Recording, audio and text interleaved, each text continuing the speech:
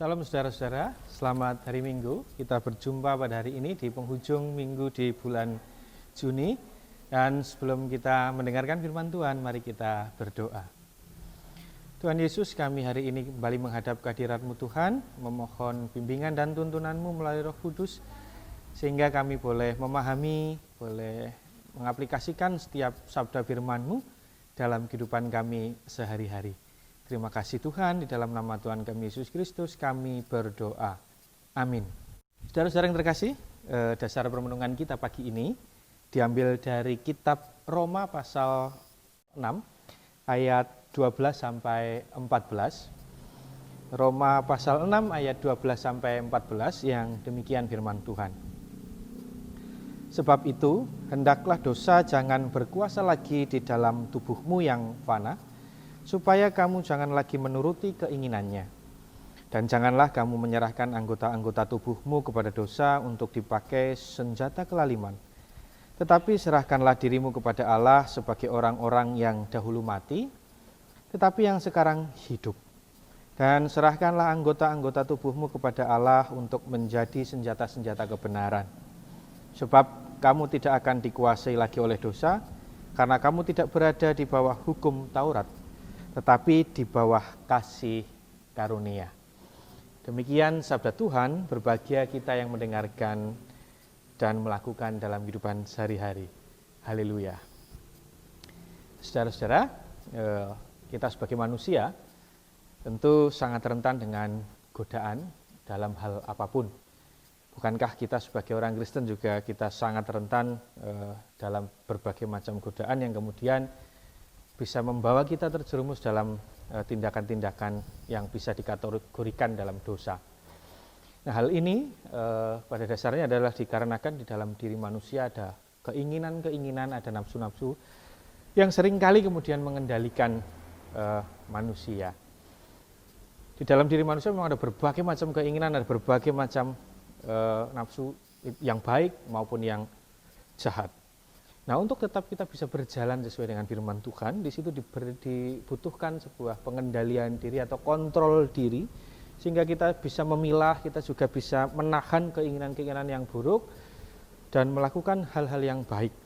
Nah, ini selaras saudara-saudara dengan yang ingin disampaikan oleh Rasul Paulus di perikop yang tadi kita baca, bahwa Rasul Paulus ini sebelumnya memang kita tahu menjelaskan tentang kesalahpengertian dalam penafsiran tentang konsep kasih karunia Allah dan dosa manusia. Nah, kemudian pada bacaan kita di ayat 12 sampai 23 ini sebenarnya Rasul Paulus berbicara tentang kehidupan Kristen di dalam prakteknya. Di sana manusia diberikan pilihan untuk menyerahkan tubuhnya, katakanlah begitu, kepada dosa sebagai senjata kelaliman atau menyerahkan tubuh dan dirinya kepada Allah sebagai senjata kebenaran. Itu menjadi sebuah pilihan. Sederhananya kita diberi pilihan mau berlaku baik atau berlaku buruk dan jahat. Nah, lebih lanjut Rasul Paulus juga mengatakan bahwa karena kita sudah dimerdekakan dari kuasa dosa, semestinya kita tidak hidup lagi di dalam dosa dong, gitu ya. Tapi kita sudah bebas, lepas dari itu. Kita perhatikan di ayat yang ke-12.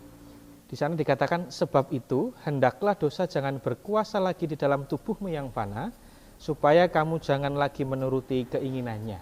Nah, dari ayat ini kita kemudian bisa memahami bahwa kita sebenarnya dikehendaki untuk bisa mengendalikan diri, supaya segala sesuatu yang kita pikirkan, segala sesuatu yang kita katakan dan bahkan lakukan itu adalah hal-hal yang baik, yang jauh dari kesan negatif yang bisa membawa dampak yang negatif juga bagi diri kita dan juga orang lain. Nah, hari ini kita diingatkan akan itu, akan kontrol diri, akan pengendalian diri. Memang benar yang mengatakan bahwa mengontrol dan mengendalikan diri itu sulit, karena kita harus menekan, bahkan mengekang keinginan-keinginan atau ya nafsu-nafsu dalam diri kita, sehingga kita tidak dikeluarkan begitu saja. Nah, kalau kita mau melihat dalam salah satu falsafah Jawa, ada salah satu falsafah yang mengatakan ngunjoro setan atau memenjarakan setan. Nah, di dalam buku yang menuliskan ini diartikan bahwa menjoro setan ini sama dengan mengendalikan hawa nafsu, terutama hawa nafsu yang buruk. Di sana dikatakan seseorang bisa dikatakan ngunjoro setan apabila orang tersebut bisa berpikir jernih sehingga mampu mengekang keinginan atau nafsu yang bisa memicu kepada kejahatan. Nah, sebab sejatinya saudara-saudara, perbuatan jahat itu berasal dari dorongan nafsu yang buruk dan juga keinginan-keinginan yang tidak terkendali yang pada akhirnya nanti bisa menjerumuskan kita ke dalam tindakan-tindakan yang jahat yang kemudian bisa disebut dengan tindakan-tindakan yang berdosa. Nah, perlu kita sadari juga bahwa godaan dan pengaruh dari orang lain juga lingkungan menjadi salah satu faktor dalam kita mengambil sikap dan tindakan. Tapi yang harus kita perhatikan saudara-saudara bahwa pada akhirnya diri kitalah yang kemudian menjadi penentu atas sikap dan tindakan yang kita hasilkan, bukan orang lain. Itulah yang disebut dengan orang merdeka yang menguasai diri. Orang yang sudah bebas dari setiap tindakan-tindakan jahat. Nah, itulah sebenarnya yang menjadi pusat dari pesan bacaan kita pagi hari ini. Dan kiranya saudara-saudara melalui firman Tuhan dan melalui bimbingan Roh Kudus, kita senantiasa dimampukan untuk bisa mengontrol diri, mengendalikan diri, supaya kita tidak berlaku yang buruk.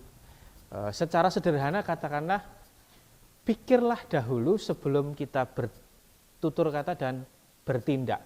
Jangan bertutur kata dan bertindak dulu baru kita mikir dan menyesal belakangan. Nah, marilah kita senantiasa berupaya supaya kita bisa menjadi manusia-manusia yang senantiasa melakukan hal yang baik dan benar dan bisa membawa kebaikan bersama dalam kehidupan bersama juga. Tuhan memberkati. Amin.